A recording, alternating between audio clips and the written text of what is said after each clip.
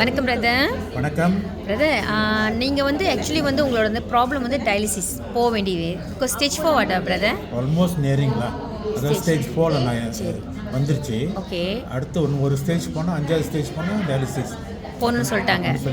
சரி.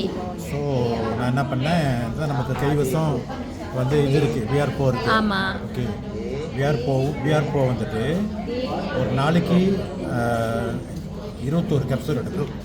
7 காலையில் 7, மதியம் 7, ராத்திரி 7. எப்படி எடுத்து சாப்பிட்டீங்க பிரதர்?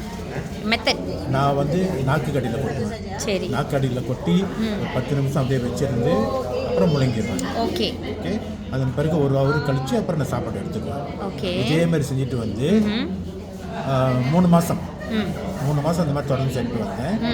அப்போ அடுத்த செக்கிங் போகும்போது, அதாவது 2.25 மாதத்துலேயே அடுத்த செக்கிங் போகும்போது என்னோட கிட்னி லெவல் தகாப்பு. ஓ, செகண்ட் லெவலுக்கு இறங்கிருச்சு. Very good. Doctor also very ஹாப்பிலா. அஃப்கோர்ஸ் நம்மளுக்கு ரொம்ப சந்தோஷம். மனைவி எப்போதுமே கூட வருவாங்க. அப்படியே கண்ணு கலங்கிடுச்சு. ஏன்னா கிட்னி ரொம்ப முக்கியம் இல்லையா?